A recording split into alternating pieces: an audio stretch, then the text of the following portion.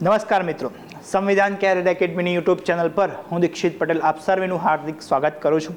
ઇતિહાસ વિષય સાથે આજે હું તમારી સમક્ષ પ્રસ્તુત થયો છું અને આશા છે કે ભાઈ તમારી તૈયારી આવનારી સ્પર્ધાત્મક પરીક્ષાઓને લઈને ખૂબ જ સરસ ચાલી રહી હશે અને તમારી જે મૂંઝવણો છે એમાં કોઈ મૂંઝવણ હોય તૈયારીને લગતી તો એના માટે અમે અહીંયા હાજર છીએ. અમારી જે સંસ્થા છે સંવિધાન કેરિયર એકેડમી, સંસ્થામાં આવીને તમે કોઈ પણ મૂંઝવણના સમાધાન કરી શકો છો. અમારા નંબર પર સંપર્ક કરી શકો છો અને અમારા જે પબ્લિકેશન્સ છે જે પોતાના જે ક્ષેત્રમાં પાયોનિયર માનવામાં આવે છે એનો પણ સહારો લઈને તમે સ્પર્ધાત્મક પરીક્ષામાં એક સચોટ માર્ગદર્શન મેળવીને સફળતા પ્રાપ્ત કરી શકો છો. મહેનત, આત્મવિશ્વાસ અને પ્રશ્નોનું સમાધાન થકી તમે સ્પર્ધાત્મક પરીક્ષામાં એક સારા રેન્ક સાથે ઉત્તીર્ણ થઈ શકો છો. એવો આત્મવિશ્વાસ રાખજો, તૈયારી ચાલુ રાખજો. બાકી આજે આપણે જોવાના છે ઇતિહાસનું ક્વિક સેશન શ્રેણી, જેમાં આપણે ગુજરાતના ઇતિહાસની ચર્ચા કરતા હતા અને સોલંકી વંશને યોગ્ય રીતે સમજીને 3 ભાગમાં આપણે સોલંકી વંશને સમજ્યા છીએ અને આગળનો જે વંશ છે આપણે જે ભણવાના છે વાઘેલા સોલંકી વંશ. જેવી રીતે આપણે લાસ્ટ ટાઈમ કીધું હતું કે છેલ્લો જે શાસક હતો ત્રિભુવનપાળ, બરાબર છે, લગભગ 300 વર્ષનો જે સમય સોલંકી વંશનો રહ્યો, ત્યારબાદ એનું પતન થાય છે અને એની જગ્યા લે છે વાઘેલા વંશના રાજાઓ, બરાબર છે. વાઘેલા વંશ છે એને કમ્બાઇન્ડલી સોલંકી વાઘેલા વંશ પણ કહેવામાં આવે છે. કેમ તો કે ભાઈ એના જે વંશજો હતા, બરાબર છે, વાઘેલા વંશના જે રાજાઓ હતા એ ક્યાંક ને ક્યાંક સોલંકી વંશના રાજાઓના સંબંધીઓ જ હતા, એમના જ કુળના હતા. પણ આગળ જતાં એ લોકો પછી સત્તા એક્વાયર કરે છે, ધીરે ધીરે એ સામંતોમાંથી એક પોતાના અલગ સામ્રાજ્યની સ્થાપના કરે છે અને ઇવેન્ચ્યુઅલી આપણને જોવા મળે છે કે વાઘેલા વંશની સ્થાપના જોવા મળે છે. તો હા, એવું પૂછે તો કે વાઘેલા વંશનું ઇન્ડિપેન્ડન્ટ અસ્તિત્વ ખરું? તો હા કે ખરું, બરાબર છે. વાઘેલા વંશ અલગ રીતે પણ એક્ઝિસ્ટ કરે છે, કરતો હતો, બરાબર છે. અને પહેલાં તો શરૂઆતમાં એમની જે સત્તા હતી એ સામંતશાહી સ્વરૂપી હતી સોલંકીઓના, અને ત્યારબાદ એમને મોકો મળતા અને સમય યોગ્ય જણાતા એ લોકો પોતાના વંશની અલગ રીતે સ્થાપના કરે છે. કઈ રીતે થાય છે એ જોઈએ. આ એમનો લોગો હતો, થોડોક બ્લરિશ છે પણ જે મળે એ ઓનલાઈન, બરાબર છે, એક લિમિટ હોય છે. હવે જૂના એ વખતે તો આપણે જોવા ગયા હતા નહીં, બરાબર છે, જે હતું એ આ જ છે. બાકી એની ઇમેજીસ પણ બહુ ઓછી મળે છે, ટુ બી ઓનેસ્ટ, એટલે આપણે લખાણ દ્વારા જ આના સહારો લેવો પડે છે. અગેન ફરીથી કહી દઉં છું, યોગ્ય લખાણ આપણે લઈને અહીંયા છે જેથી બોર્ડ વર્ક, બરાબર છે, પેનલ વર્કમાં બહુ સમય ના બગડે. કેમ કે આપણો જે મોટિવ છે એ 15 થી 20 મિનિટની અંદર તમને યોગ્ય રીતે મુખ્ય મુદ્દાઓ આપી દેવા એનો છે, સમજાવવાનો પ્રયત્ન કરવો અને આગળ કોઈ પ્રશ્ન પૂછાઈ ગયો હોય તો એની ચર્ચા કરવી એ છે, બરાબર છે. તો શરૂઆત કરીએ, બરાબર છે. વાઘેલા સોલંકી વંશ તો શું છે? સોલંકી વંશના પતન પછી અણહિલવાડમાં આ જ કુળની બીજી શાખા વ્યાઘ્રપલ્લી દ્વારા સત્તાની સ્થાપના થઈ અને વાઘેલ નામના ગામ પરથી આ ગામનું નામ આવ્યું હશે એવું માનવામાં આવે છે, બરાબર છે. શરૂઆતમાં એવી છે, આ 2 લાઈનો મેં ઉપર લખી તો છે પણ જેની ઇતિહાસ છે એ કુમારપાળના સમયથી જ થાય છે. હવે કુમારપાળના એક માસા હતા જેનું નામ હતું ધવલ, બરાબર છે. એમની એ જગ્યા પર એક પાટણની આસપાસ એક હારીજ કરીને જે ગામ છે વાઘેલ, ત્યાંની આ વાત છે. એ વખતે શું હતું કે એમનું બહુ નામ હતું, ત્યાં બહુ એક સારા મહાન વ્યક્તિત્વ તરીકે એમની ઓળખ હતી. હવે એના જે પુત્ર હતા અર્ણોરાજ, બરાબર છે, એમને વાઘેલ ગામના સામંત બનાવે છે. કોણ ભાઈ? તો કે કુમારપાળ, બરાબર છે. ધવલના પુત્ર હતા અર્ણોરાજ, એમને કુમારપાળ વાઘેલ ગામના, જેનું બીજું નામ હોય છે વ્યાઘ્રપલ્લી, એના સામંત બનાવે છે. અને અર્ણોરાજનો જે પુત્ર હોય છે લવણ પ્રસાદ, એ ભીમદેવ બીજાનો વિશ્વાસુ સામંત હતો. હવે આ વસ્તુ આપણે બીજી વાર આપણે ભણી રહ્યા છીએ, કેમ કે જ્યારે આપણે ભીમદેવ બીજાના સોલંકી વંશમાં ભણ્યા હતા ત્યારે લવણ પ્રસાદનું નામ આવેલું હતું, બરાબર છે. જ્યારે ભીમદેવ બીજાનો જે સમય હોય છે ત્યારે લવણ પ્રસાદના હાથમાં મહત્તમ શાસનની કેપેબિલિટી હોય છે. મોટાભાગનું શાસન એ જ લોકો હેન્ડલ કરતા હોય છે, બરાબર છે. ઘણીવાર હોય કે બ્યુરોક્રેસી એટલી પાવરફુલ હોય કોઈ રાજાના સમયમાં કે સામંતો છે કે પછી એના મંત્રીઓ છે, મહામાત્યો છે, એ શાસન કરતા હોય છે, જે સોલંકી વંશમાં પણ આપણને જોવા મળ્યું હતું અને આપણને આ વંશમાં પણ જોવા મળશે, બરાબર છે. તો આ જે લવણ પ્રસાદ હતા એ ભીમદેવ બીજાના વિશ્વાસુ સામંત હતા, બરાબર છે. બરાબર, અને આનું નામ છે એ વ્યાઘ્રપલ્લી અથવા વાઘેલ ગામના નામ પરથી આવેલું છે. આ સ્લાઇડમાંથી આપણે આટલું યાદ રાખવાનો પ્રયત્ન કરીશું. બરાબર, ધવલના પુત્ર અર્ણોરાજ અને અર્ણોરાજનો પુત્ર લવણપ્રસાદ, અહીંયાથી આ કથા શરૂ થાય છે. કુમારપાળથી સામંતશાહીની આ લોકો જોડાયેલા હતા, એમના રિલેટિવ્સ જ હતા. બરાબર છે, અને લવણપ્રસાદ ભીમદેવ બીજાના સમયમાં હતા. હવે થાય છે શું? લવણપ્રસાદ શું કરે છે? તો ધોળકાના જે રાણા હતા, મહામંડલેશ્વર તરીકે પોતે સત્તા સ્થાપિત કરે છે. કઈ જગ્યાએ? તો કે ધોળકામાં. હવે સોલંકી વંશનું શાસન ક્યાં હતું? તો કે પાટણમાં હતું. અને આ જે લવણપ્રસાદ વાઘેલા છે એ ધોળકા ખાતે મહામંડલેશ્વર રાણા તરીકે પોતાની સત્તા સ્થાપિત કરે છે અને ભીમદેવ બીજાના રાજ્યનો સર્વેશ્વરનો અધિકાર મેળવે છે. હવે ભીમદેવ બીજાના સમયમાં આ લોકો પાવરફુલ થતા હતા, તો એમને પોતાના એક પ્રદેશ જે ધોળકા છે એના પર પોતાનું આધિપત્ય અહીંયાથી સ્થાપિત કરવામાં આવે છે. એમને પોતે સ્થાપત્યની વાત કરીએ તો વઢવાણ ખાતે કાર્તિકેયનું મંદિર પણ એમને બંધાવ્યું હતું. અને એના સમયમાં ખંભાત ઉપર થયેલા મુસ્લિમ સુબાઓના આક્રમણનો એમને પ્રતિકાર કર્યો હતો અને યુદ્ધમાં વિજય મેળવ્યો હતો. એટલે જોવા જઈએ તો લવણપ્રસાદ પણ એક વીર પુરુષ હતા, સામંત હતા, અને સામંતમાંથી લોકો ધોળકા ખાતે પોતાની સત્તા સ્થાપિત કરે છે. ત્યારબાદ એના પુત્ર તરીકે આવે છે વીર ધવલ. બરાબર છે, જે આગળ શાસન સંભાળે છે. વીર ધવલ લવણપ્રસાદ પછી ધોળકાનો રાણો બને છે. અને ખાસ કરીને અહીંયાથી બે નામ એડ થશે. એના જે મંત્રી હોય છે વસ્તુપાર અને તેજપાર, એનો ખૂબ જ અગત્યનો ફાળો હોય છે. હવે આ વંશમાં આ બે જણાનું નામ ખૂબ જ વારંવાર આવશે. એના વિશે ડિટેલમાં આપણે ચર્ચા કરવાની જ છે, પણ અહીંયાથી આપણે યાદ રાખવાનું શરૂ કરીશું કે વાઘેલાઓની જે સત્તાઓ હતી એમાં આ બે લોકોનો બહુ ખતરનાક ફાળો હતો. તો લવણપ્રસાદ પછી આવે છે વીર ધવલ, જે પણ પ્રતાપી શાસક હોય છે આ વંશનો. બરાબર છે, ખંભાત જીતી લે છે અને વસ્તુપાળને તેનો સૂબો બનાવે છે અને ગોધરાના ધુધલ નામના માંડલિકને તેજપાળ હરાવે છે. એટલે વસ્તુપાળ અને તેજપાળ પોતાની સિદ્ધિઓ સાબિત કરે છે અને ત્યાં શાસન સંભાળે છે. વીર ધવલના સમયમાં સિંધના સરદાર ખાંસખા ગુજરાત પર આક્રમણ કરેલું અને લૂંટ ચલાવી હતી. આવો ફેક્ટ આપણે યાદ રાખીશું. જુઓ મિત્રો, જે પણ અગત્યનું હશે એ હું તમને કાયદેસર અંડરલાઈન કરેલી જ હશે, અહીંયા લખેલું જ હશે, અને હું તમને અલગથી કહીશ. બરાબર છે કે ભાઈ આ વસ્તુ તમારે યાદ રાખવા જેવી છે. જે આવા ફેક્ટ્સ હોય એ તમારે ધ્યાને રાખવાના, જેથી આપણને ખબર પડે કે આ જે સમયગાળો હતો ત્યારે ગુજરાત પર મુસ્લિમ આક્રમણો થવાના શરૂ થઈ ચૂક્યા હતા. બરાબર છે, આ વીર ધવલના સમયની વાત થઈ રહી છે.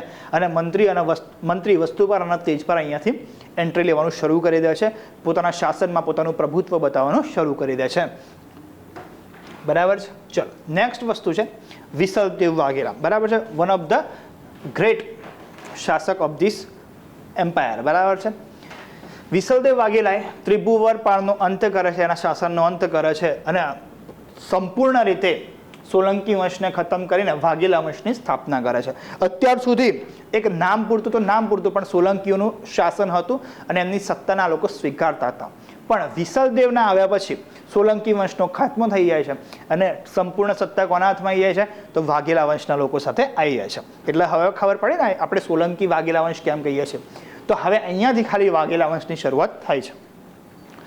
અગેન વસ્તુપાલ અને તેજપાલ અહીંયા પણ હતા જ, કેમ કે એમના પિતાજીના સમયમાં હતા, તો અહીંયા એક સિનિયર એડવાઇઝર તરીકે હતા. બરાબર છે, વસ્તુપાલ અને તેજપાલ એમના એડવાઇઝર્સ હોય છે.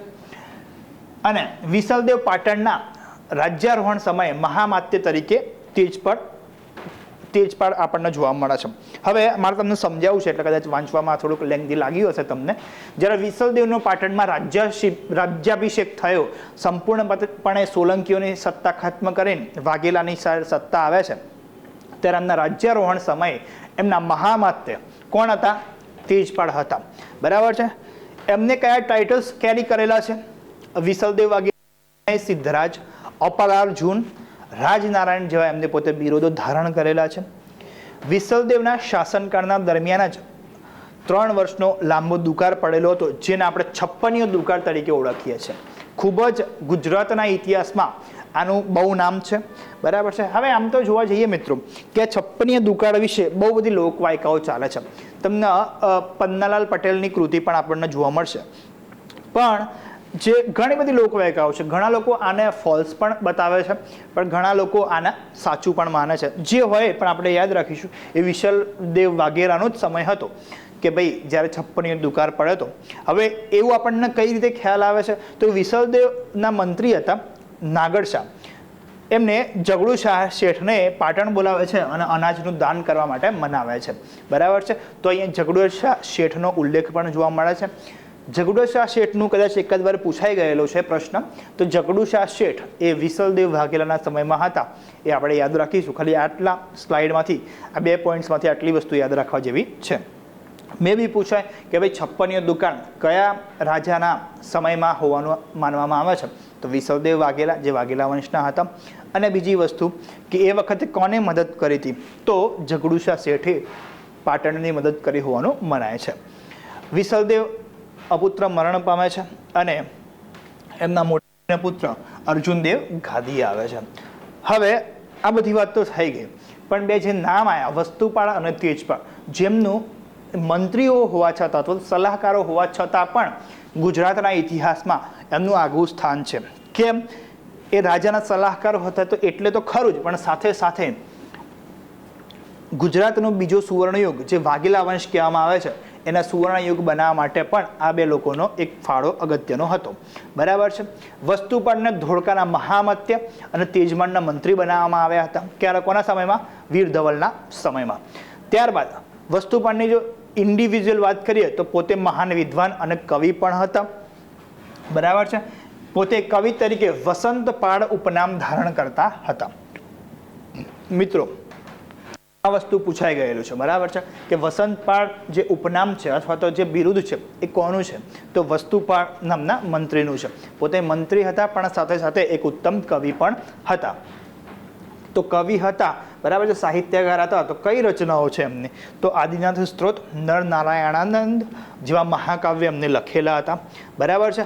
આ ઉપરાંત, બરાબર છે, કવિઓ વસ્તુપાળને કુરચાલ સરસ્વતી, બરાબર છે, કે જેનો અર્થ થાય છે દાઢીવાળા સરસ્વતીનું બિરુદ પણ વસ્તુપાળને આપવામાં આવેલું છે. આ પૂછાઈ ગયેલું છે. ફરીથી કહું છું, વસ્તુપાળનું જે ઉપનામ છે કુરચાલા સરસ્વતી, એ કોનું ઉપનામ છે તો વસ્તુપાળનું ઉપનામ છે કે જે દાઢીવાળા સરસ્વતી તરીકે ઓળખાય છે. આ સિવાય કવિ કુંજર, સરસ્વતી કંઠાભરણ અને લઘુ ભોજરાજ જેવા બિરુદો પણ વસ્તુપાળને આપવામાં આવેલા હતા એમના જે સાહિત્યની કેપેબિલિટી હતી એના આધારે. બરાબર છે. આ સિવાય વસ્તુપાળ અને તેજપાળે વિવિધ સ્થાપત્યનું નિર્માણ કરાવ્યું છે, જેમાં બહુ ફેમસ છે આબુના દેલવાડાના નેમિનાથ મંદિર, જેઠાણીના ગોખલા, આબુ પર આવેલું લુણાવસહી નામનું આરસ મંદિર. આ બધા કોને બનાવેલા છે? વસ્તુપાળ અને તેજપાળ. આ સિવાય ગિરનાર પર્વત ઉપર વસ્તુપાળ વિહાર, પાર્શ્વનાથ વિહાર, પ્રભાસ પાટણમાં અષ્ટમ પ્રાસાદ જેવા વગેરે મુખ્ય સ્થાપત્યનું નિર્માણ પણ આ બંને ભાઈઓ દ્વારા કરવામાં આવેલું છે, ખાસ કરીને વસ્તુપાળ. તો વસ્તુપાળ વિશે આપણે શું જાણવાનું થાય છે? બરાબર છે. તો વસ્તુપાળ વિશે પોતાનું એમનું ઉપનામ હતું વસંતપાળ નામનું ઉપનામ હતું. બરાબર છે. બિરુદો કયા કયા હતા તો કુરચાલ સરસ્વતી, કવિ કુંજર, સરસ્વતી કંઠાભરણ અને લઘુ ભોજરાજ પૂછાય છે. બરાબર છે. આના વિશે બહુ ડિટેલમાં તમારે જાણવું જરૂરી છે. આ સિવાય એમના સ્થાપત્યો દેલવાડાના દેરા, દેરાણી જેઠાણીના ગોખલા અને લુણાવસહી, આ 3 મુખ્ય છે. આ વસ્તુ તમારે યાદ રાખવી જ પડશે. બરાબર છે. ચાલો, ત્યારબાદ એકદમ શું કહેવાય ફટાફટ સમય વીતે છે. 3 રાજાઓ આવે છે. કયા કયા આવે છે? અર્જુનદેવ, રામદેવ અને સારંગદેવ. બરાબર છે. ફટાફટ જોઈ લઈએ. આમાં બહુ કેટલી સિદ્ધિઓ છે નહીં એમની. બરાબર. વિશલદેવ પછી એમનો ભત્રીજો અર્જુનદેવ ગાદી આવે છે અને એમને ગિરનાર પર્વત ઉપર પાર્શ્વનાથનું દેરાસર બંધાવે છે. રેવતી કુંડનો જીર્ણોદ્ધાર કરાવે છે કે જે જુનાગઢમાં પડે છે. બરાબર છે. અર્જુનદેવ પછી રામદેવ ગાદી પર આવે છે, એમનો પુત્ર, પણ એનું નાની વયમાં મૃત્યુ થતાં એમનો ભાઈ સારંગદેવ ગાદી આવે છે. બરાબર છે. સારંગદેવે 22 વર્ષ સુધી શાસન કરે છે અને સારંગદેવ પોતે વાઘેલા વંશનો એક પ્રતાપી રાજા હોય છે. બરાબર છે.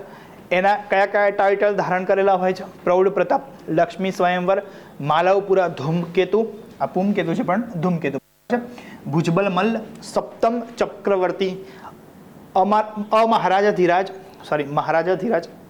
નહીં આવે. બરાબર. ટાઈપિંગ મિસ્ટેક છે, ટાઈપો છે. અભિનવ સિદ્ધરાજ, પરમ ભટ્ટારક જેવા બિરુદો એને ધારણ કરેલા છે. જે મુખ્ય બિરુદો છે એ તમારે ખાસ યાદ રાખવા પડશે. એના સમયમાં માલદેવ, મધુસૂદન અને માધવ જેવા મહામાત્ય વહીવટ કરતા હતા. જો બ્યુરોક્રેસી કેટલી ઇમ્પોર્ટન્ટ છે. જ્યારે કોઈ પણ રાજા મહાન ત્યારે જ બની શકશે જ્યારે એની જોડે એના મંત્રીમંડળમાં એક સક્ષમ મંત્રીઓ હશે, બરાબર છે, કાબિલ અથવા તો કે હાઈલી એજ્યુકેટેડ અથવા સ્કિલફુલ મંત્રીઓ હશે, ત્યારે જ એનું રાજ્ય ટકી શકશે, જે આપણને અહીંયા ઇતિહાસમાં જોવા મળે છે. સારંગદેવે સોમનાથ મંદિરનો જીર્ણોદ્ધાર કરાવ્યો હતો. તો આ વસ્તુ ખાસ આપણે યાદ રાખીશું. ખાસ તો એના ટાઇટલ્સ યાદ રાખવાની અહીંયાથી જરૂર છે. ચલો, ત્યારબાદ જે છેલ્લો શાસક આવે છે, બરાબર છે, એની સ્ટોરી તો બહુ જ ઇન્ટરેસ્ટિંગ છે. આના વિશે 1 કલાક આને ડિફરન્ટ ચર્ચા થઈ શકે, બરાબર છે, અલગથી આની ચર્ચા થઈ શકે, બરાબર. તો કર્ણદેવ વાઘેલા છે એ વાઘેલા વંશનો છેલ્લો રાજવી હતો. ઇનફેક્ટ જે કર્ણદેવ વાઘેલા છે એ છેલ્લો રાજપૂત શાસક હતો ગુજરાતમાં, બરાબર છે. ત્યારબાદ રાજપૂત શાસનનો અંત થાય છે અને ગુજરાત સલ્તનતની એટલે કે મુસ્લિમ શાસનની શરૂઆત થાય છે ગુજરાતમાં. તો આપણા માટે અગત્યનો છે, બરાબર છે. અને એ પોતે કરણ ઘેલો તરીકે પણ ઓળખાય છે. આના નામ પાછળ પણ કેટલીક કહાનીઓ છે, બરાબર છે. એક તો કરણ ઘેલો એટલે કરણ વાઘેલો, બરાબર, વાઘેલા વંશનો વાઘેલો પણ સાહિત્યકારો કહેતા, એટલે કરણ વાઘેલાનું શોર્ટ ફોર્મ પણ છે કરણ ઘેલો. એ તો છે, પણ સાથે સાથે ઘેલો આપણે ગુજરાતી ભાષામાં કોને કહીએ છીએ કે જે આમ એકદમ એવું બિહેવ કરે, એકદમ જુસ્સાત્મક અથવા તો કહેવાય ને ટાઈમ ન લઈને એકદમ પેલો ના હોય, એમ ગમે ત્યારે ગમે તે બોલી દે, એને કહેવાય ઘેલો, બરાબર છે. અથવા તો કોઈ બી એક્શન લઈ લે ગમે એની ટાઈમ, તો એને ઘેલો. તો હા, એના વિશે જે સાહિત્ય મળે છે, સંદર્ભ સાહિત્ય મળે છે, એમાં એનું નેચર પણ એવું વર્ણવિત થયેલું છે. અને આ સિવાય એની લાઈફ સ્ટાઈલ તમે જોશો, લાઈફ સ્ટોરી તમે જોશો તો તમને ખ્યાલ આવશે. એકદમ વિલાસી પણ હોય છે અને થોડો ઘણો પરાક્રમી પણ હોય છે. પણ આગળ જતાં એના જે કાર્યો છે એ એના ઉપર અને એના શાસન ઉપર કેટલા ભારે પડે છે એ જોઈએ, બરાબર છે. હવે આનું રેફરન્સ આપણને ક્યાંથી મળે છે? તો કવિ પદ્મનાભની એક રચના છે કાન્હડે પ્રબંધ, એમાં આની વાત જોવા મળે છે, બરાબર છે. અને આ જ સ્ટોરી આપણને ગુજરાતી સાહિત્યની પહેલી નવલકથા, બરાબર છે, કરણ ઘેલો, બરાબર છે, એનું નામ જ છે કરણ ઘેલો, એ નંદશંકર મહેતાએ લખી છે. નંદશંકર તુલજાશંકર મહેતાએ લખી છે. અને એ ગુજરાતી સાહિત્યની પહેલી નવલકથા છે જે આ શાસક ઉપર છે, આ રાજા ઉપર છે. એમાં બધી સ્ટોરી આપણને આપેલી છે, બરાબર છે. હવે આ સાહિત્યમાં જો કે હવે ઓછા પ્રશ્નો પૂછાય છે, આપણે ટ્રેન્ડ જોતા આપણને ખ્યાલ આવે, પણ યાદ રાખજો કે જે કરણ ઘેલો છે એ આની વાત છે.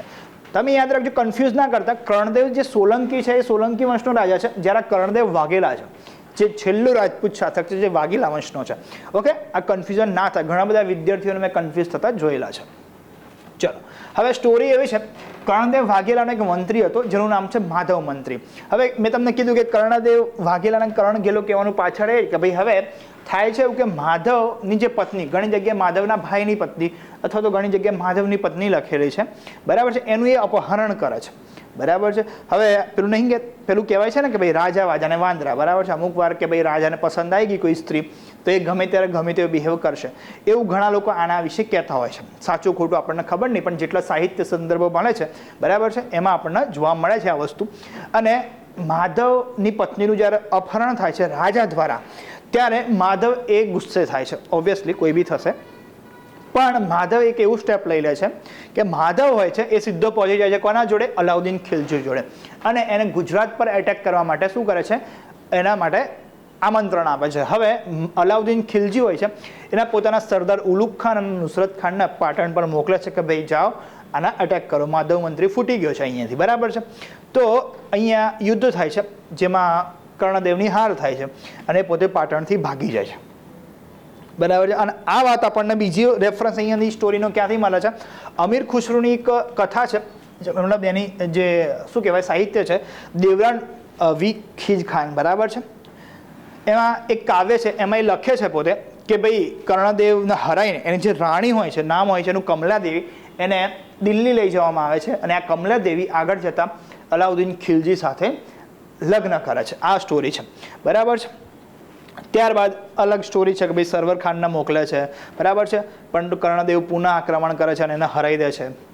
ત્યારબાદ અલાઉદ્દીન ખિલજી બીજા બે લોકોના મોકલે છે, જહીમત અને પંચમના નામના સરદારના મોકલે છે, બરાબર છે. હવે આ જે નિર્ણાયક યુદ્ધ થાય છે 1304માં, જેમાં કર્ણદેવ કાયમ માટે પાટણના હારી જાય છે અને ભાગી જાય છે. કઈ જગ્યાએ? દેવગિરીના રાજા રામચંદ્ર પાસે ભાગી જાય છે. અહીંયા પણ એક સ્ટોરી છે કે ભાઈ જે એનો રાજા રામચંદ્રનો જે પુત્ર છે સિંગણદેવ, હવે કર્ણદેવ વાઘેલાની એક પુત્રી હોય છે જેનું નામ હોય છે દેવળ દેવી. હવે રામચંદ્ર એવું કહે છે કે ભાઈ એના પુત્ર સિંગણદેવના મેરેજ આની સાથે કરાવો, પણ આ ના પાડે છે કર્ણ વાઘેલા, બરાબર, કર્ણદેવ વાઘેલા. તો હવે શું થાય છે ભાઈ, ત્યાંથી પણ એના ધૂતકાર મળે છે. હવે એમને ખબર પડે છે અલાઉદ્દીન ખિલજીને કે ભાઈ આ ભાગી ગયો છે, કઈ જગ્યાએ? દેવગીરીએ ભાગી ગયો છે. તો ત્યાં પણ દેવગીરી પણ અલાઉદ્દીન ખિલજી અટેક કરે છે. એના સેનાપતિ મલિક કાફુરના દેવગીરી પર આક્રમણ કરવા માટે મોકલે છે, બરાબર છે. તો ત્યાંથી પણ કર્ણદેવ ભાગી જાય છે. કર્ણદેવ તો ભાગી જાય છે, પણ એની જે પુત્રી હોય છે એ અલગ ખાનના હાથમાં આવી જાય છે, કે જે ગુજરાતનો પહેલો મુસ્લિમ સૂબો હોય છે, બરાબર છે. તો એ દેવળ દેવીના પણ દિલ્હી લઈ જાય છે કેદ કરીને, અને એનો અલાઉદ્દીન ખિલજીનો પુત્ર છે ખિજ્ર ખાન એના સોંપી દે છે અને એની સાથે લગ્ન થયેલું હોવાનું મનાય છે. કુલ 60 વર્ષ જે શાસન હોય છે પ્રોપર વાઘેલા વંશનું ગુજરાતમાં આપણને જોવા મળે છે. 1304માં આ શાસન પૂર્ણ થાય છે. તો છેલ્લો રાજપૂત શાસક તરીકે કર્ણદેવ વાઘેલા, બરાબર છે, જોવા મળે છે, જેને કરણ ઘેલો તરીકે પણ ઓળખાય છે. પહેલી જે આપણી નવલકથા છે ગુજરાતી સાહિત્યની, કરણ ઘેલો એનું નામ છે, એ પણ નંદશંકર મહેતાએ આ જ કથા ઉપર રચેલી છે, જેમાં કર્ણદેવનું ટોટલી વર્ણન કરેલું છે. અને આ જે કથા છે અલાઉદ્દીન ખિલજી સાથેના સંઘર્ષોની, એમાં પણ લખેલું છે. છેલ્લો રાજપૂત શાસક તરીકે પણ આપણે લઈએ છીએ. ત્યારબાદ મુસ્લિમ સલ્તનતની શરૂઆત થાય છે, બરાબર છે, જેની આપણે ઐતિહાસિક દ્રષ્ટિએ પરિપ્રેક્ષમાં જોઈશું, અને સ્પર્ધાત્મક પરીક્ષાના પરિપ્રેક્ષથી પણ આપણે એને જોવાના છીએ. આ જે લેક્ચર હતું મિત્રો, તમારી થોડી ઘણી મને એવું લાગે છે કમ્પ્લેન રહી હશે કે ભાઈ ટોટલી થિયોરેટિકલ અથવા ટોટલી સ્લાઇડમાં લખેલો કન્ટેન્ટ લોડેડ હતું, કોઈ ગ્રાફિકલ ઇમેજ નહીં કે કોઈ પણ કહાની નહીં. તો આમાં એવું જ છે, બરાબર છે. અને આ વંશ વિશે 2-3 રાજાઓ યાદ રાખવાના છે. કદાચ આગળનું થોડુંક યાદ નહીં રાખો ફોર ધ ટાઈમ લિમિટ તો ચાલશે, બરાબર છે. પણ આમાં એક જ રાજા ખાસ કરીને યાદ રાખવાનો છે, કર્ણદેવ વાઘેલા. અને વસ્તુ પર તેજવારના તમારે ભૂલવાના નથી. તમારે આટલી વસ્તુ યાદ રાખશો એટલે આ વંશ વિશે કશું જોવાનું આવશે નહીં, બરાબર છે. તો આશા છે કે તમને આમાં થોડો ઘણો ખ્યાલ આવ્યો હશે. બહુ ખ્યાલ ના આવે તો ફરીથી એને રિપીટ કરીને જોતા રહેજો, તો તમને યાદ આવી જશે. તમને અહીંયા જે સ્લાઇડમાં જે લખેલું છે એના પર તમે નોટ કરીને તમે એને વાંચી શકો છો. ઓકે, તો કોઈ પણ ક્વેરી હોય તો અમારી સંસ્થાનો નંબર છે, અમારો નિસંકોચ સંપર્ક કરી શકો છો. મળીશું નવા લેક્ચરમાં, ત્યાં સુધી મહેનત કરતા રહેશો. જય હિન્દ, જય સંવિધાન.